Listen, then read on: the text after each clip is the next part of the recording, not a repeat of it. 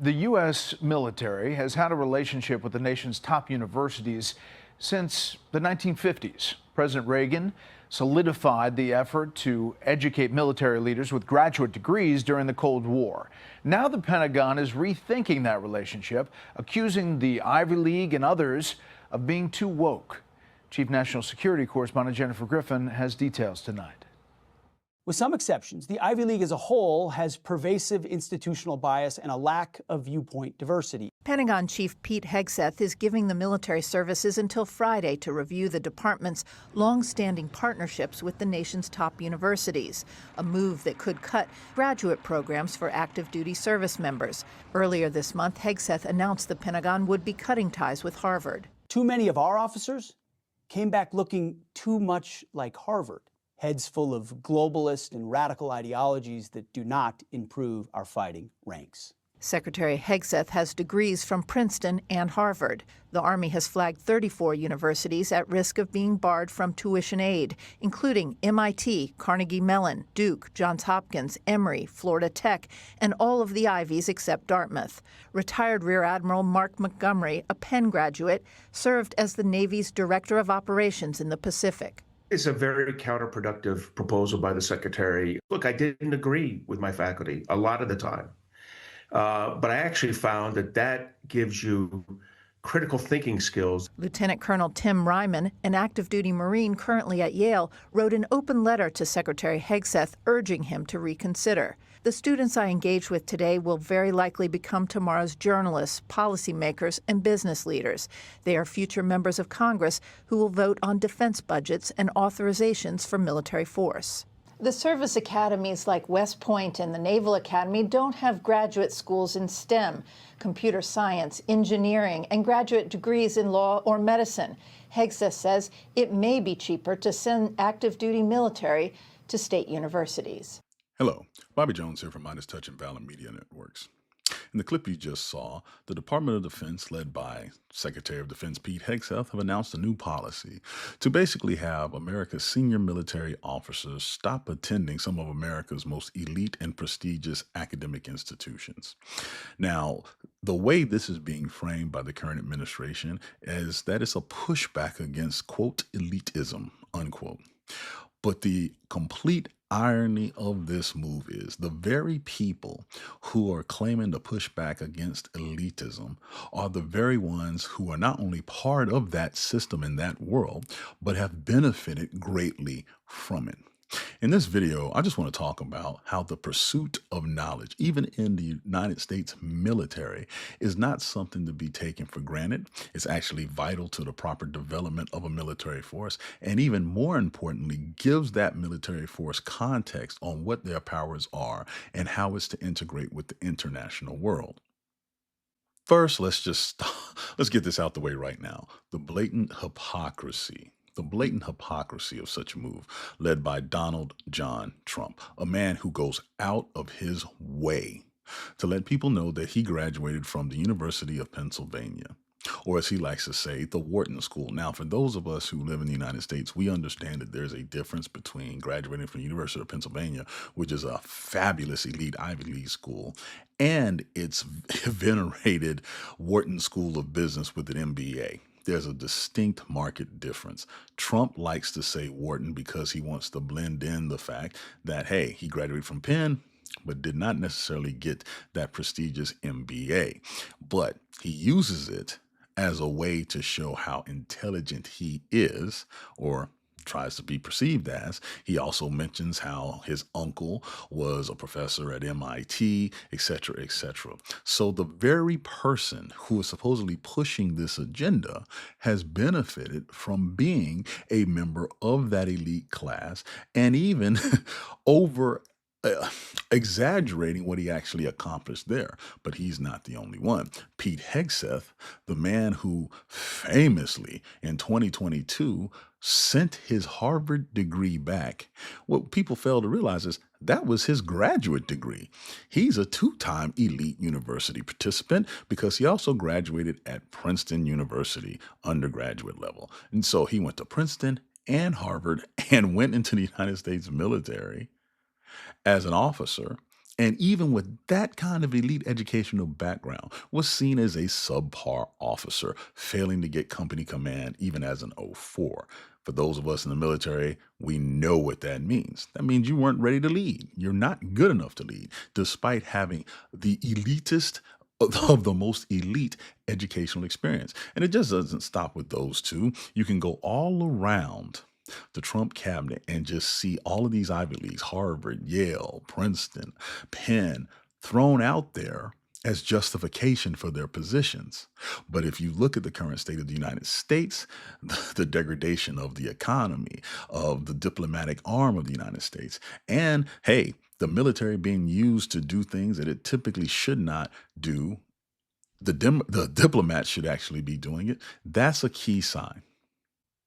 What why is this a big deal? Well, exposure matters, especially when training people how to possibly conduct war.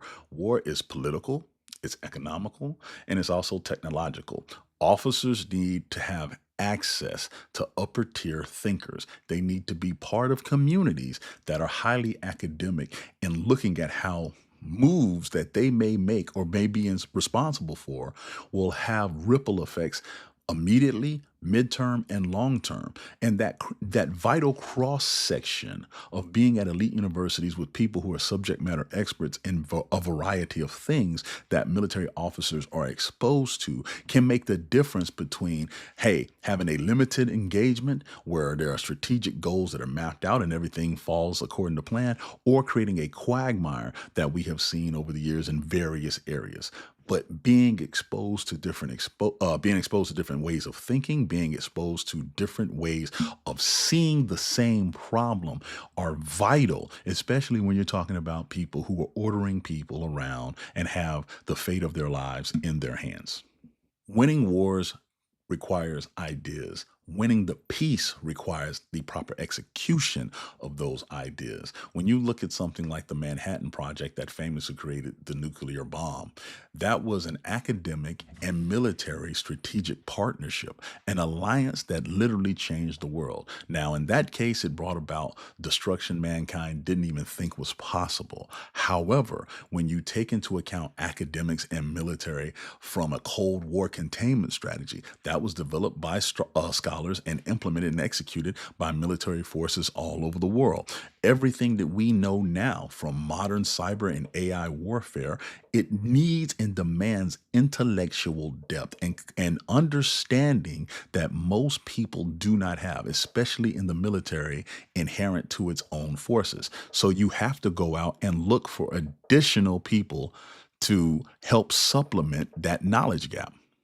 Winning wars requires ideas, fresh perspectives, a variety of perspectives. And the United States, in particular, understood that going into World War II, specifically using academic think tanks to help strategize what they were going to do as far as not just winning the war, but the efforts after the war. Not just the Manhattan Project that brought about the nuclear bomb and changed humanity forever, but how to implement a winning strategy during the Cold War. You had economists and scholars who basically said, hey, you do not want to confront the Soviet Union in a military conflict. Here are other ways that we can formulate that combine economic and diplomatic might as well as strategic military placement. That would not happen if it was just left up to the military or even just the White House. The infusion of different perspectives and different ideas made the difference. Moving forward to today with modern cyber warfare, AI, and other instruments that are being used on various levels, diplomatically, economically, internationally, all of it connected. If you as a military officer, especially a senior military officer, do not understand the intersections of these various philosophies and ideas, you are not equipped to wage and win a war with minimal resources to include human life being utilized.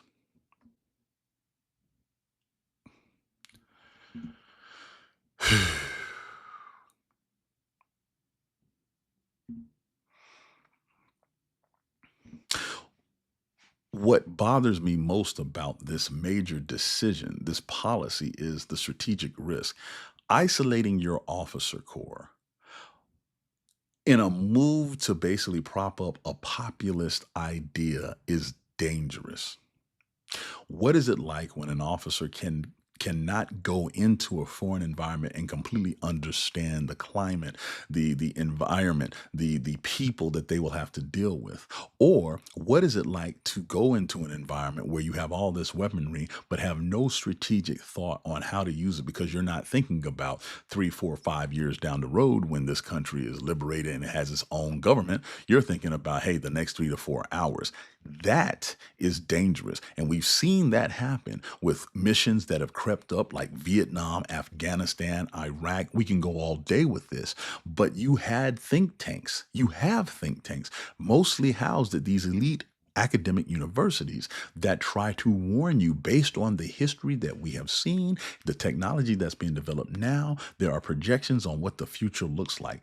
When you do not expose your officer corps to various perspectives, you are creating future strategic blind spots in the most complex global environment the world has ever seen. And what does this lead to? Well, the second order consequence is very simple. The civil military relationship and its integration, the one that won World War II, the one that won the Cold War, the one that has helped create innovations across the board, is completely lessened. It's weakened to the point where both sides look at each other as foreigners, not being able to speak the same language. This creates a long-term strategic erosion.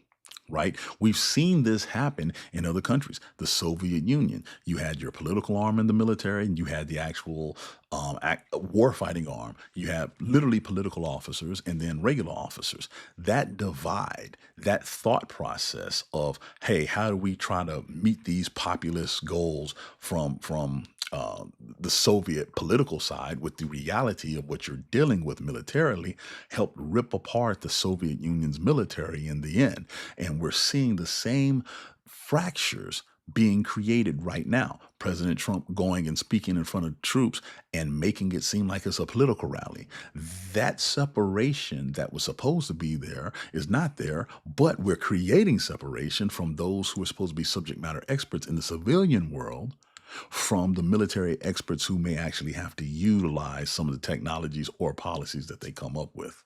The bottom line is the decision by Secretary Hegseth to come up with this policy highlights something that has been going on for a while. I've mentioned it before, the war on intellectualism, because in their minds, the smarter someone is, the less likely they are to agree with their policies. And you know what? They're right. When Hegseth went in front of every admiral and general in the United States military and they all stared at him like he had a third eye growing out of his head, that was a sign to him that they're not just going to go along with what we say because we say it. When Admiral Alvin Halsey resigned command of U.S. Southern Command because he refused to do the Venezuela raid and he refused to strike boats indiscriminately, that was another sign to Hegseth and President Trump that the military is too smart.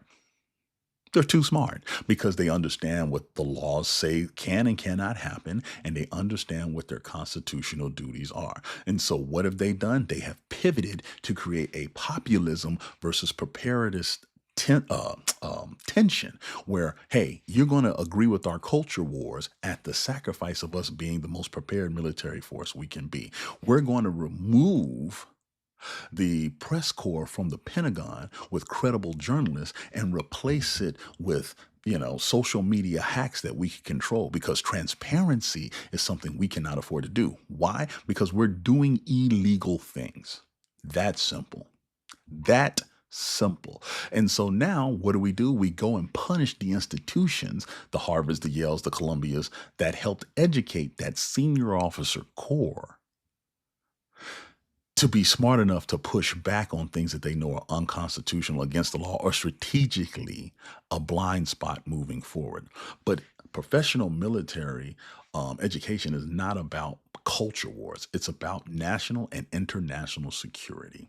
And the more we go out of our way to remove professionalism, to remove the best possible subject matter experts from exposing their philosophies, their thoughts to senior military, the more dangerous the world becomes and the less prominent the United States will be.